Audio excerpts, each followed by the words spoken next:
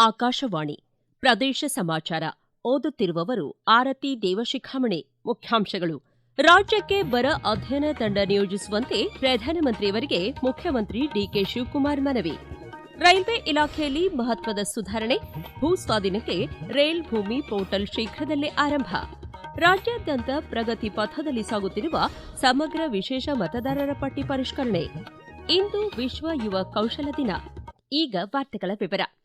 ರಾಜ್ಯದಲ್ಲಿನ ಬರ ಪರಿಸ್ಥಿತಿ ಅಧ್ಯಯನಕ್ಕೆ ಕೇಂದ್ರ ಸರ್ಕಾರ ತಂಡ ನಿಯೋಜಿಸುವಂತೆ ಪ್ರಧಾನಮಂತ್ರಿ ನರೇಂದ್ರ ಮೋದಿಯವರಿಗೆ ಪತ್ರದ ಮೂಲಕ ಮನವಿ ಮಾಡಲಾಗಿದೆ ಎಂದು ಮುಖ್ಯಮಂತ್ರಿ ಡಿಕೆ ಶಿವಕುಮಾರ್ ತಿಳಿಸಿದ್ದಾರೆ. ಬೆಂಗಳೂರಿನಲ್ಲಿ ಸುದ್ದಿಗಾರರಿಗೆ ಈ ಮಾಹಿತಿ ನೀಡಿದ ಅವರು, ಕೇಂದ್ರ ಸರ್ಕಾರ ನಿಯೋಜಿತ ತಂಡದ ಭೇಟಿಯು ಉದ್ಭವಿಸುತ್ತಿರುವ ಬರ ಪರಿಸ್ಥಿತಿಯ ತೀವ್ರತೆಯನ್ನು ಪ್ರತ್ಯಕ್ಷವಾಗಿ ಮೌಲ್ಯಮಾಪನ ಮಾಡಲು ಸಹಕಾರಿಯಾಗುತ್ತದೆ. ಭಾರತ ಸರ್ಕಾರದಿಂದ ಆರಂಭಿಕ ಮೌಲ್ಯಮಾಪನ ಮತ್ತು ಸಮಯೋಚಿತ ಬೆಂಬಲವು ವಿಕೋಪಕ್ಕೆ ತಿರುಗುತ್ತಿರುವ ಬರ ಪರಿಸ್ಥಿತಿಯ ಪ್ರತಿಕೂಲ ಪರಿಣಾಮಗಳನ್ನು ತಗ್ಗಿಸಲು ರಾಜ್ಯ ಸರ್ಕಾರವು ಕೈಗೊಳ್ಳುತ್ತಿರುವ ಪ್ರಯತ್ನಗಳಿಗೆ ಹೆಚ್ಚಿನ ಬಲವನ್ನು ನೀಡುತ್ತದೆ ಎಂದರು. ರಾಜ್ಯ ಸರ್ಕಾರವು ಉದ್ಭವಿಸುತ್ತಿರುವ ಪರಿಸ್ಥಿತಿಯನ್ನು ನಿಭಾಯಿಸಲು ಅಗತ್ಯವಿರುವ ಎಲ್ಲ ಸಂಭಾವ್ಯ ಕ್ರಮಗಳನ್ನು ಪೂರ್ವಭಾವಿಯಾಗಿ ಕೈಗೊಂಡಿದೆ. ಕೃಷಿ ತಜ್ಞರೊಂದಿಗೆ ಸಮಾಲೋಚಿಸಿ ಬೆಳೆ ಸಲಹೆಗಳು ಮತ್ತು ಜಿಲ್ಲಾವಾರು ತುರ್ತು ಯೋಜನೆಗಳನ್ನು ಹೊರಡಿಸಲಾಗಿದೆ. ಸೂಕ್ತ ಬರ ಪರಿಹಾರ ಕ್ರಮಗಳನ್ನು ಅನುಷ್ಠಾನಗೊಳಿಸಲು ಎಲ್ಲ ಸಂಬಂಧಪಟ್ಟ ಇಲಾಖೆಗಳಿಗೆ ನಿರ್ದೇಶನ ನೀಡಲಾಗಿದೆ. ಇದಲ್ಲದೆ ನೀರಿನ ಲಭ್ಯತೆಯ ಕೊರತೆಯನ್ನು ಗಮನದಲ್ಲಿಟ್ಟುಕೊಂಡು ಜಲಾಶಯಗಳಲ್ಲಿ ಲಭ್ಯವಿರುವ ನೀರನ್ನು ಕೇವಲ ಕುಡಿಯುವ ನೀರಿನ ಉದ್ದೇಶಗಳಿಗಾಗಿ ಸಂರಕ್ಷಿಸಲು ರಾಜ್ಯ ಸರ್ಕಾರವು ಅತ್ಯುನ್ನತ ಆದ್ಯತೆ ನೀಡುವ ನೀತಿ ನಿರ್ಧಾರವನ್ನು ಕೈಗೊಂಡಿದೆ ಎಂದು ತಿಳಿಸಿದರು. ರೈಲ್ವೆ ವಲಯದಲ್ಲಿ ಆಧುನೀಕರಣಕ್ಕೆ ಹೆಚ್ಚಿನ ಆದ್ಯತೆ ನೀಡಲಾಗಿದ್ದು, ಆಡಳಿತಾತ್ಮಕ ಸುಧಾರಣೆ ಮತ್ತು ಉನ್ನತ ತಂತ್ರಜ್ಞಾನ ಅಳವಡಿಕೆಗೆ ಒತ್ತು ನೀಡಲಾಗಿದೆ ಎಂದು ಕೇಂದ್ರ ರೈಲ್ವೆ ಖಾತೆ ಸಚಿವ ಅಶ್ವಿನಿ ವೈಷ್ಣವ್ ಹೇಳಿದ್ದಾರೆ. ದೆಹಲಿಯಲ್ಲಿ ಸುದ್ದಿಗಾರರೊಂದಿಗೆ ಮಾತನಾಡಿದ ಅವರು, ಜಮೀನು ಸ್ವಾಧೀನ ಪ್ರಕ್ರಿಯೆ ನಿರ್ವಹಣೆ ಸರಳಗೊಳಿಸಲು ರೈಲ್ ಭೂಮಿ ಪೋರ್ಟಲ್ ಶೀಘ್ರದಲ್ಲೇ ಜಾರಿಗೊಳಿಸಲಾಗುವುದು. ರಸಗೊಬ್ಬರ ಹಾಗೂ ವಿದ್ಯುತ್ ಉತ್ಪಾದನಾ ಘಟಕಗಳ ಹಾರು ಬೂದಿ ಸಾಗಣೆಗೆ ಕಂಟೈನರ್ ಬಳಸಲು ಸೂಚಿಸಲಾಗಿದ್ದು, ಇದರಿಂದ ಪರಿಸರ ಮಾಲಿನ್ಯ ತಡೆಗಟ್ಟಿದಂತಾಗುವುದು. ಕಂಟೈನರ್ ಮೂಲಕ ಸಾಗಣೆಗೆ ಏಕೀಕೃತ ಪರವಾನಗಿ ವ್ಯವಸ್ಥೆ ನೀತಿ ರೂಪಿಸಲಾಗಿದೆ ಎಂದು ತಿಳಿಸಿದರು. ಕೈಗಾರಿಕೆಗಳ ಅಗತ್ಯಕ್ಕೆ ತಕ್ಕಂತೆ ಸರಕು ಸಾಗಣೆ ಬೋಗಿಗಳ ವಿಶೇಷ ಮತ್ತು ನಿರ್ದಿಷ್ಟ ವಿನ್ಯಾಸಕ್ಕೆ ಅನುಮತಿ ನೀಡಲಾಗಿದೆ. ಇದರ ಅನುಸಾರ ಉತ್ಪಾದಕರು ಅಥವಾ ವಿನ್ಯಾಸಕರು ಬೋಗಿ ವಿನ್ಯಾಸದ ಪ್ರಸ್ತಾಪ ಸಲ್ಲಿಸಬಹುದು. ರೈಲ್ವೆ ವಿನ್ಯಾಸ ಸಂಶೋಧನೆ ಮತ್ತು ಗುಣಮಟ್ಟ ಸಂಸ್ಥೆ ಈ ಪ್ರಸ್ತಾವ ಪರಿಶೀಲಿಸಿ ಅನುಮತಿ ನಿರ್ಧಾರ ಕೈಗೊಳ್ಳಲಿದೆ. ಮುಂದಿನ 2 ವರ್ಷಗಳಲ್ಲಿ ರೈಲ್ವೆ ವಲಯದ ಎಲ್ಲ ಯೋಜನೆಗಳಲ್ಲಿ ಕೌಶಲ ಪ್ರಮಾಣ ಪತ್ರ ವ್ಯವಸ್ಥೆ ಅಳವಡಿಸಲಾಗುವುದು ಎಂದು ಸಚಿವ ಅಶ್ವಿನಿ ವೈಷ್ಣವ್ ತಿಳಿಸಿದರು. ರಾಜ್ಯಾದ್ಯಂತ ಎಸ್ಐಆರ್ ಪ್ರಕ್ರಿಯೆ ಬಿರುಸಿನಿಂದ ಸಾಗಿದೆ.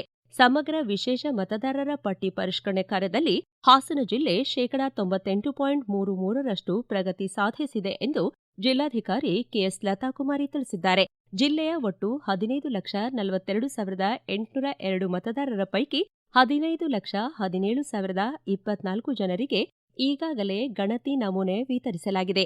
ಕೇವಲ 25,778 ಮತದಾರರಿಗೆ ಮಾತ್ರ ನಮೂನೆಗಳ ವಿತರಣೆ ಬಾಕಿಯಿದೆ.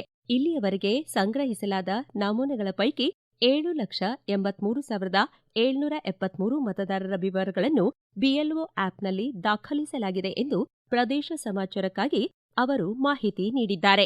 ನಮ್ಮ ಹಾಸನ ಜಿಲ್ಲೆಯಲ್ಲಿ ಇದುವರೆಗೂ 98%ಗಿನ ಹೆಚ್ಚಿನದಾಗಿ ಎನ್ಯುಮರೇಷನ್ ಫಾರಂ ಅನ್ನ ನಾವು ಡಿಸ್ಟ್ರಿಬ್ಯೂಟ್ ಮಾಡಿದ್ದೇವೆ. ಈವನ್ ಡಿಜಿಟೈಸೇಷನ್ ಅಂತ ಹೇಳ್ತೇವೆ, ಅಂದ್ರೆ ಎನ್ಯುಮರೇಷನ್ ಫಾರಂ ಅನ್ನ ಕೊಟ್ಟಿದ್ದನ್ನ ಕಲೆಕ್ಟ್ ಮಾಡಿ ಅದನ್ನ ನಮ್ಮ ಬಿಎಲ್ಒಸ್ ಅಪ್ಲೋಡ್ ಮಾಡ್ತಾರೆ ಅವರ ಮೊಬೈಲ್ ಆಪ್ ಅಲ್ಲಿ. ಅದು ಇದುವರೆಗೂ ಸುಮಾರು 48% ಆಗಿದೆ. ಹಾಗಾಗಿ ನಮ್ಮ ಎಸ್ಐಆರ್ ಪ್ರಕ್ರಿಯೆ ಈಗ ತುಂಬಾ ತ್ವರಿತವಾಗಿ ಮತ್ತೆ ಆರೋಗ್ಯಕರವಾಗಿ ನಡೀತಾ ಇದೆ. ಈ ಗಣತಿ ನಮೂನೆ ಕೆಳಗಡೆಗೆ ಬಿಎಲ್ಒ ಅವರ ಹೆಸರು ಮತ್ತೆ ಅವರ ಕಾಂಟ್ಯಾಕ್ಟ್ ನಂಬರ್ ಇರ್ತದೆ. ಈ ನಂಬರ್ಗೆ ನಮ್ಮ ವೋಟರ್ಸ್ ಯಾವುದೇ ಮಾಹಿತಿ ಬೇಕಂದ್ರೆ ಫೋನ್ ಮಾಡಬಹುದು.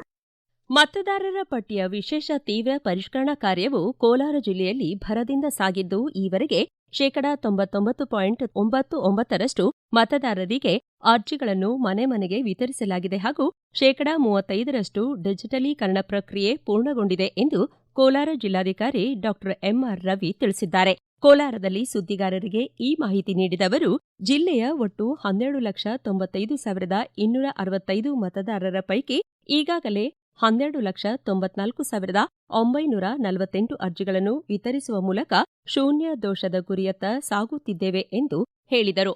ಈಗ ಪ್ರಕಟಣೆ, ನಂತರ ಪ್ರದೇಶ ಸಮಾಚಾರ ಮುಂದುವರಿಯುವುದು. ನಮ್ಮ ಎಲ್ಲಾ ರಾಷ್ಟ್ರೀಯ ವಾರ್ತೆಗಳು ಹಾಗೂ ಪ್ರದೇಶ ಸಮಾಚಾರ ಈಗ ಆಕಾಶವಾಣಿ ನ್ಯೂಸ್ ಕನ್ನಡ ಯೂಟ್ಯೂಬ್ ಚಾನೆಲ್ನಲ್ಲಿ ಲಭ್ಯ. ನಮ್ಮ ಎಕ್ಸ್ ಖಾತೆ ಮತ್ತು ಇನ್ಸ್ಟಾಗ್ರಾಂ ಖಾತೆ ಆಕಾಶವಾಣಿ ನ್ಯೂಸ್ ಕನ್ನಡ. ಹೆಚ್ಚಿನ ಮಾಹಿತಿಗಾಗಿ ನಮ್ಮ ಫೇಸ್ಬುಕ್ ಖಾತೆ AIR ಕನ್ನಡ ನ್ಯೂಸ್ ಅನುಸರಿಸಿ. ಮಾಹಿತಿಯ ಹೂರಣ ವಾರದ ಕಾರ್ಯಕ್ರಮ ಪ್ರಚಲಿತ ವಿದ್ಯಮಾನ ಪ್ರತಿ ಬುಧವಾರ 9:15ಕ್ಕೆ. ಪ್ರದೇಶ ಸಮಾಚಾರ ಕೇಳುತ್ತಿದ್ದೀರಿ. ಇಂದು ವಿಶ್ವ ಯುವ ಕೌಶಲ ದಿನ. ಉದ್ಯೋಗ, ಯೋಗ್ಯ ಕೆಲಸ ಮತ್ತು ಉದ್ಯಮಶೀಲತೆಗಾಗಿ ಯುವ ಜನರನ್ನು ತಾಂತ್ರಿಕ, ವೃತ್ತಿಪರ ಮತ್ತು ಡಿಜಿಟಲ್ ಕೌಶಲಗಳೊಂದಿಗೆ ಸಜ್ಜುಗೊಳಿಸುವ ನಿರ್ಣಾಯಕ ಅಗತ್ಯವನ್ನು ಎತ್ತಿ ತೋರಿಸಲು ಜಾಗತಿಕವಾಗಿ ವಿಶ್ವ ಯುವ ಕೌಶಲ ದಿನವನ್ನು ಆಚರಿಸಲಾಗುತ್ತದೆ. 2014ರಲ್ಲಿ ವಿಶ್ವಸಂಸ್ಥೆಯಿಂದ ಸ್ಥಾಪಿಸಲ್ಪಟ್ಟ ಈ ವಾರ್ಷಿಕ ಆಚರಣೆಯು ವೇಗವಾಗಿ ಬದಲಾಗುತ್ತಿರುವ ಜಾಗತಿಕ ಆರ್ಥಿಕತೆಗಳಿಗೆ ಯುವಕರನ್ನು ಸಿದ್ಧಪಡಿಸುವುದರ ಮೇಲೆ ಕೇಂದ್ರೀಕರಿಸಿದೆ. ವಿಶ್ವ ಯುವ ಕೌಶಲ ದಿನದ ಅಂಗವಾಗಿ ಧಾರವಾಡದ ಸ್ವಾಮಿ ವಿವೇಕಾನಂದ ಯೂತ್ ಮೂವ್ಮೆಂಟ್ನ ಅಂಗಸಂಸ್ಥೆಯಾದ ವಿವೇಕ್ ಗ್ರಾಮೀಣ ಜೀವನಾಧಾರ ಕೇಂದ್ರದ ವತಿಯಿಂದ ಇಂದು ಧಾರವಾಡದ ಕುಲಪುರೋಹಿತ ಆಲೂರು ವೆಂಕಟರಾವ್ ಸಭಾಭವನದಲ್ಲಿ ಯುವ ಕೌಶಲ ಸಮಾವೇಶವನ್ನು ಆಯೋಜಿಸಲಾಗಿದೆ. ಬೆಳಗ್ಗೆ 10 ಗಂಟೆಗೆ ಧಾರವಾಡ ಜಿಲ್ಲಾ ಪಂಚಾಯತ್ ಮುಖ್ಯ ಕಾರ್ಯನಿರ್ವಹಣಾಧಿಕಾರಿ ಭುವನೇಶ್ ದೇವಿದಾಸ್ ಪಾಟೀಲ್ ಸಮಾವೇಶಕ್ಕೆ ಚಾಲನೆ ನೀಡುವರು. ಈ ಕುರಿತು ಪ್ರದೇಶ ಸಮಾಚಾರಕ್ಕಾಗಿ ಹೆಚ್ಚಿನ ಮಾಹಿತಿ ನೀಡಿದ್ದಾರೆ ವಿವೇಕ್ ಗ್ರಾಮೀಣ ಜೀವನಾಧಾರ ಕೇಂದ್ರದ ಸಂಯೋಜಕರಾದ ಸಂಪತ್ ಕುಮಾರ್ ಹೊಂಗಲ್ಮಠ್. ಕಳೆದ 3 ವರ್ಷಗಳಲ್ಲಿ ನಮ್ಮ ಜೀವನಾಧಾರ ಕೇಂದ್ರದಿಂದ ಬ್ಯೂಟಿಷಿಯನ್ ತರಬೇತಿಯನ್ನು ಪಡೆದಿರತಕ್ಕಂಥ 154 ಜನರಲ್ಲಿ 85ರಷ್ಟು ಜನ ತಮ್ಮ ಸ್ವಾವಲಂಬಿ ಜೀವನವನ್ನು ನಡೆಸುತ್ತಿದ್ದಾರೆ. ಅದೇ ರೀತಿಯಾಗಿ ಫ್ಯಾಷನ್ ಡಿಸೈನಿಂಗ್ ತರಬೇತಿಯಲ್ಲಿ 152 ಜನ ತರಬೇತಿಯನ್ನು ಪಡೆದಿದ್ದು 112 ಜನ ತಮ್ಮ ಸ್ವಾವಲಂಬಿ ಜೀವನವನ್ನು ನಡೆಸುತ್ತಿದ್ದು 74% ಜನ ಕಾರ್ಯನಿರ್ವಹಿಸುತ್ತಿದ್ದಾರೆ. ಅದೇ ರೀತಿಯಾಗಿ ಗಂಡು ಮಕ್ಕಳಿಗಾಗಿ ಮೊಬೈಲ್ ರಿಪೇರಿ ತರಬೇತಿ ನೀಡಿದ್ದು ಒಟ್ಟು 32 ಜನ ತರಬೇತಿ ಪಡೆದಿದ್ದು ಅದರಲ್ಲಿ 24 ಜನ ತಮ್ಮ ಸ್ವಾವಲಂಬಿ ಜೀವನವನ್ನು ನಡೆಸುತ್ತಿದ್ದು ಸ್ವಂತ ಅಂಗಡಿಗಳನ್ನು ಕೂಡ ತೆರೆದಿದ್ದಾರೆ. ಅದೇ ರೀತಿಯಾಗಿ ರೈತರಿಗಾಗಿ ಹೈನುಗಾರಿಕೆ ತರಬೇತಿಯನ್ನು ಹಮ್ಮಿಕೊಂಡಿದ್ದು ಮತ್ತು ಹೂವಿನ ಕೃಷಿ ತರಬೇತಿಯನ್ನು ಹಮ್ಮಿಕೊಂಡಿದ್ದು, ಕುರಿ ಮತ್ತು ಮೇಕೆ ಸಾಕಾಣಿಕೆ ತರಬೇತಿಯನ್ನು ಹಮ್ಮಿಕೊಂಡಿದ್ದು, ಒಟ್ಟಾರೆಯಾಗಿ ರೈತರಿಗಾಗಿ ಹಮ್ಮಿಕೊಂಡಿರತಕ್ಕಂಥ ತರಬೇತಿಗಳಲ್ಲಿ 987 ಜನ ತರಬೇತಿಯನ್ನು ಪಡೆದಿದ್ದು ಅದರಲ್ಲಿ 840 ಜನ ತಮ್ಮ ಬದುಕನ್ನು ಕಟ್ಟಿಕೊಂಡು ಸ್ವಾವಲಂಬಿ ಜೀವನ ನಡೆಸುತ್ತಿದ್ದಾರೆ ಎಂದು ಹೇಳಲು ಹೆಮ್ಮೆ ಎನಿಸುತ್ತದೆ. ದೇಶದ ಆಹಾರ ಧಾನ್ಯ ಸಂಗ್ರಹಗಾರ ವ್ಯವಸ್ಥೆ ಬಲಪಡಿಸಲು ಪ್ರಸ್ತಾವಿತ ಉಗ್ರಾಣ ನೀತಿ ಮತ್ತು ಖಾಸಗಿ ಉದ್ಯಮಶೀಲತೆ ಗ್ಯಾರಂಟಿ ಯೋಜನೆ ಕುರಿತು ಕೇಂದ್ರ ಗ್ರಾಹಕ ವ್ಯವಹಾರ, ಆಹಾರ ಮತ್ತು ಸಾರ್ವಜನಿಕ ವಿತರಣಾ ಖಾತೆ ಸಚಿವ ಪ್ರಹ್ಲಾದ್ ಜೋಶಿ ದೆಹಲಿಯಲ್ಲಿ ಪರಾಮರ್ಶೆ ನಡೆಸಿದರು. ಆಹಾರ ಧಾನ್ಯ ನಿರ್ವಹಣೆ ವಲಯದಲ್ಲಿನ ಪ್ರಸಕ್ತ ಸವಾಲುಗಳು, ಪ್ರಾದೇಶಿಕ ಉಗ್ರಾಣ ಅಸಮತೋಲನ, ಹೆಚ್ಚುವರಿ ದಾಸ್ತಾನು ನಿರ್ವಹಣೆ, ಸಂಗ್ರಹಣಾ ಸಾಮರ್ಥ್ಯ ಹೆಚ್ಚಳ, ಪ್ರಸಕ್ತ ಧಾನ್ಯ ಖರೀದಿ ಪ್ರಮಾಣಕ್ಕೆ ಅನುಗುಣವಾಗಿ ಉಗ್ರಾಣ ವ್ಯವಸ್ಥೆ ಅಭಿವೃದ್ಧಿಪಡಿಸುವುದು ಸೇರಿದಂತೆ ವಿವಿಧ ವಿಷಯಗಳ ಕುರಿತು ಹಿರಿಯ ಅಧಿಕಾರಿಗಳು ಹಾಗೂ ಭಾಗಿದಾರರೊಂದಿಗೆ ಸಚಿವರು ಸಮಾಲೋಚನೆ ನಡೆಸಿದರು. ಈ ಕುರಿತು ಸಾಮಾಜಿಕ ಜಾಲತಾಣದಲ್ಲಿ ಮಾಹಿತಿ ಹಂಚಿಕೊಂಡಿರುವ ಅವರು 2007ರ ಉಗ್ರಾಣ ಅಭಿವೃದ್ಧಿ ಮತ್ತು ನಿಯಂತ್ರಣ ಕಾಯ್ದೆಯ ಪ್ರಸ್ತಾವಿತ ತಿದ್ದುಪಡಿ ಕುರಿತು ಚರ್ಚಿಸಲಾಯಿತು ಎಂದು ತಿಳಿಸಿದ್ದಾರೆ. ಪ್ರಧಾನಮಂತ್ರಿ ನರೇಂದ್ರ ಮೋದಿಯವರ ದೂರದೃಷ್ಟಿಯ ಪರಿಕಲ್ಪನೆ ಅನುಸಾರ ದೇಶದ ಆಹಾರ ಭದ್ರತೆಗೆ ಅನುಗುಣವಾಗಿ ವೈಜ್ಞಾನಿಕ ಮತ್ತು ಭವಿಷ್ಯಕ್ಕೆ ಸಜ್ಜುಗೊಂಡ ಸಂಗ್ರಹಣಾ ವ್ಯವಸ್ಥೆ ರೂಪಿಸಲು ಹಾಗೂ ಮತ್ತಷ್ಟು ದಕ್ಷತೆಯಿಂದ ನಿರ್ಮಿಸಲು ನೂತನ ಸುಧಾರಣೆಗಳು ನೆರವಾಗಲಿವೆ ಎಂದು ಹೇಳಿದ್ದಾರೆ.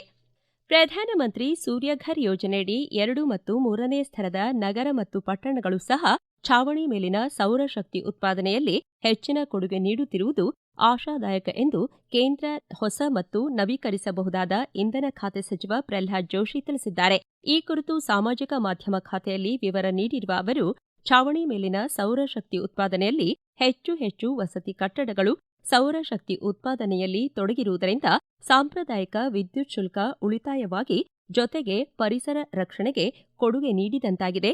ಅಲ್ಲದೆ ಸ್ವಚ್ಛ ಮತ್ತು ಇಂಧನ ಭದ್ರತೆಯನ್ನು ಖಾತ್ರಿಪಡಿಸಿದಂತಾಗಿದೆ. ಪ್ರಧಾನಮಂತ್ರಿ ನರೇಂದ್ರ ಮೋದಿಯವರ ದೂರದೃಷ್ಟಿ ಪರಿಕಲ್ಪನೆಯಡಿಯಲ್ಲಿ ಈ ಸ್ವಚ್ಛ ಇಂಧನ ಅಭಿಯಾನ ಜನಾಂದೋಲನವಾಗಿ ವಿಸ್ತಾರಗೊಂಡಿದ್ದು ಸುಸ್ಥಿರ ಅಭಿವೃದ್ಧಿಗೆ ನೆರವಾಗುತ್ತಿದೆ ಎಂದು ಹೇಳಿದ್ದಾರೆ.